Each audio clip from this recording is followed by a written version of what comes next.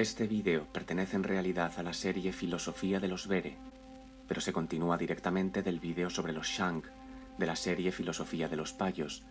Para quien esté viendo la lista de reproducción sobre los Bere y no lo haya visto, lo dejo aquí abajo.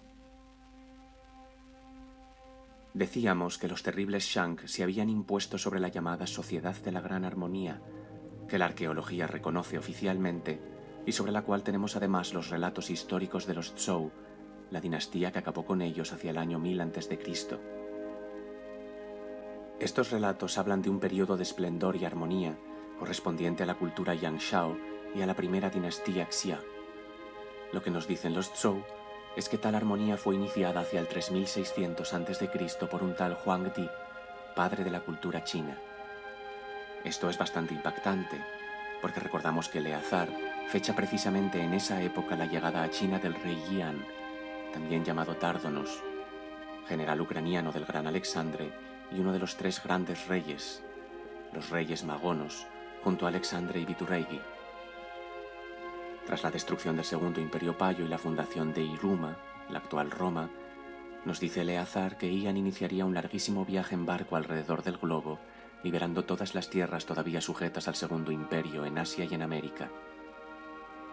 En particular, Ian pasó largo tiempo en el Imperio Tayo, que es como se llamaba en aquella época a China. El término Tai dará lugar más tarde a Tailandie, territorio de las tierras de cultivo de los Tai, la actual Tailandia. Volviendo a la historia oficial, los Zhou nos cuentan que Huangdi gobernó basándose en la benevolencia y la moralidad, mientras su rey contrario, Yandi, no seguía estos principios. Huangdi derrotó a Yandi y ambos se consideran desde entonces los padres del pueblo chino. Hay disenso en la leyenda y a veces Yandi aparece como aliado de Huangdi, pero en todo caso, fácilmente vemos que la referencia al origen de la cultura china lo es en realidad a los Beres y Payos del pasado remoto, luz y oscuridad. Los chinos prosiguen hoy en día adorando a estos personajes y esculpiendo sus rostros en montañas como esta. Bien, vamos a ver quién era Huangdi. Huang en chino significa tanto radiante en un sentido espiritual como amarillo en un sentido materialista. Di significa tanto Dios como emperador. Es decir, desde el chino hay una traducción material, emperador amarillo, y otra espiritual, Dios radiante, para los mismos términos. Los chinos modernos utilizan la material y así hablan del emperador amarillo, pero en el pasado, creo, debió hablarse del Dios radiante. En todo caso, ese es su apodo, pues su nombre real era oficialmente Yuan, es decir, Juan. Casi sin duda, los Zhou, al hablar de Huangdi, se están refiriendo al rey Yan de quien habla Eleazar. En las crónicas históricas compiladas en la primera centuria a.C. por Sima Qian, de la dinastía Han, se cuenta que existió hacia el 3600 a.C. un gran dirigente llamado Xuan o Yuan, que creó la cultura china, estableciendo una forma de gobierno que duraría centurias. Se dice que Yuan era extremadamente humanitario, que inventó instrumentos musicales, ropajes, barcos, que desarrolló la producción de seda, creó el derecho, la astronomía, las matemáticas y desarrolló la medicina y la agricultura. Se dice también que edificó casas y palacios de 4 paredes, a diferencia de las tradicionales casas chinas redondas que veíamos en el anterior episodio. Es decir, Huangdi construyó casas beres. Estas edificaciones fueron encontradas por los arqueólogos a mediados de los años 60, correspondiéndose con las descripciones de Sima Qian, lo que llevó a la arqueología a tomarse en serio lo que hasta entonces se consideraba leyenda. Conforme a la leyenda, Yuan nació de un rayo celestial que dejó embarazada a su madre durante 20 años y nació sabiendo hablar perfectamente. Es decir, Yuan era hijo del dios celestial, relacionado por los chinos como dios del trueno, al igual que los dioses indoeuropeos, el Thor nórdico, el Perún eslavo, el Taranis céltico, el Ukko finlandés, el Perkunas báltico, el Ortzi vasco, el Indra védico, el Zeus griego, el Júpiter romano. En ello se mezcla su figura evidentemente con la de Dios Be, que también estuvo en China junto a Ian en esa misma época. El otro gran rey padre de la cultura china es Yan. La cultura Yang Shao, que data de esa época, significaría en el Engoa sencillamente la de los hijos de Yan. Yang Shao se traduce como Yan Cha O, los pequeños de Yan que caminan hacia la totalidad. Yan y Yuan se confunden en la leyenda, pues ambos llevan prácticamente el mismo nombre, el del rey Yan o Juan en castellano, dicho Huang en chino. Obviamente la leyenda está altamente distorsionada. Lo que está claro es que de esa unión de los dos principios surgió el periodo Yangshao y la dinastía Xia, que los historiadores y arqueólogos contemplan unánimemente como un periodo de igualitarismo, paz y propiedad común de la riqueza, la sociedad de la gran armonía, que ha sido borrada de la historia.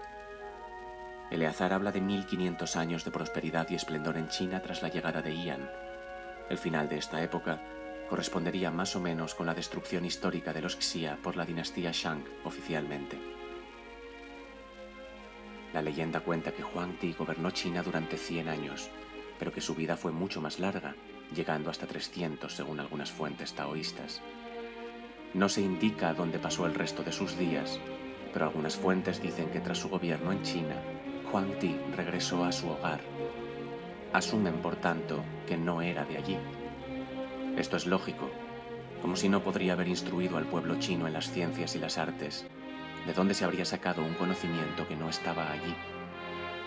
Esto coincide también con lo que cuenta Eleazar, pues tras pacificar e iluminar al imperio Tayo, Yan proseguiría su viaje alrededor del globo, el cual duró muchos años hasta su retorno al reino de Serdaní.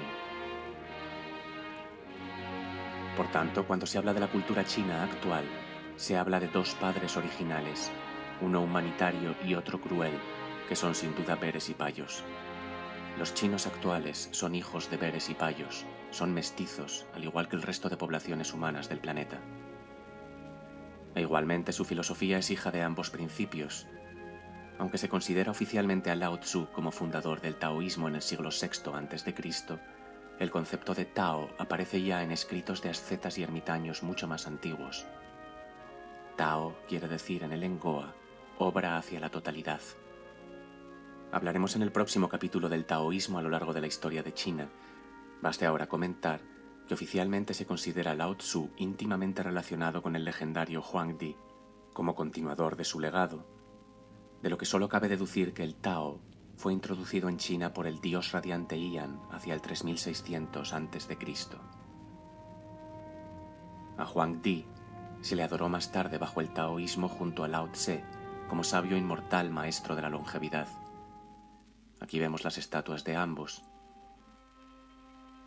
Más tarde el régimen comunista chino, tratando de extirpar definitivamente la tradición Bere de China, prohibió el culto a Huang Di, al igual que prohibió básicamente toda la tradición cultural del pueblo chino. Por ejemplo, los comisarios políticos censuraron por completo los bailes, el teatro y la ópera tradicional china. Todos ellos restos de la tradición Bere, por supuesto. El régimen comunista de Mao Zedong sería una especie de revival de la antigua cultura paya de adoración solar y culto a la personalidad del dictador, donde todos eran obligados a vestir de la misma forma y se prohibió el desarrollo individual.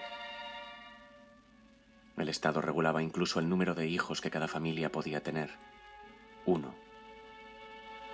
Trataremos todo esto más adelante. El caso es que el culto a Huang Di permaneció prohibido en China hasta 1980, cuando, visto que no podían eliminarlo del todo, los comunistas eligieron aprovecharlo como bandera del nacionalismo. A esas alturas hacía ya miles de años que se había borrado el inconveniente originario de Yuan, pero esto a la postre da igual, pues lo que importa es la obra, y la obra, Ta, de Huang Di, lo fue hacia la totalidad, Tao. Evidentemente, el pueblo no recuerda porque sí a una figura histórica. El pueblo no recuerda a un rey asesino que los mata y se los come. El pueblo recuerda a quien le ayuda a iluminarse. Por eso recuerda a Alexandre en Occidente y a Yan en Extremo Oriente, así como recuerdan las elevadas tradiciones artísticas, culturales y científicas que ambos sembraron. Es imposible extirpar el recuerdo de un hombre verdaderamente grande, de alguien que ha canalizado al pueblo la luz de Dios, la verdad, alguien que lo ha instruido y amado. Al rey Ian se le recordará en la Edad Media como la leyenda del Preste Juan, un reino cristiano al otro lado del mundo que iba a ayudarles en su guerra contra los infieles. Esta leyenda fue famosa entre los siglos XII y XVII. La leyenda medieval decía que Juan era a la vez gobernante y sacerdote de una nación cristiana llena de riquezas y extraños tesoros, en una tierra con dragones, en algún lugar de Oriente. Se decía que Juan era un mandatario generoso y virtuoso y que descendía de los 3 reyes magos. Efectivamente, conforme a Eleazar, Ian no solo descendía, sino que era uno de los 3 reyes magos, junto a Alexandre y Viturregui, la trinidad de reyes que destronó al Segundo Imperio Payo hacia el 3500 a.C., fundando el reino de Dios en la tierra, Goerreich. Vemos por tanto que las leyendas coinciden. También se recordará a Ian como Poseidón, rey de los mares, portando siempre el tridente troyano que simboliza la victoria sobre el Segundo Imperio Payo. Los Shang borraron toda la historia de los Bere en China. Es por ello que no queda nada escrito del pasado de este país antes de ellos. Pero como hemos visto, es posible reconstruir lo que sucedió a través de sus leyendas y de las raíces de la Lengoa. Dadle a like si os ha gustado y suscribíos. Recordaros que cada semana publico contenidos extra en Patreon por si queréis pasaros.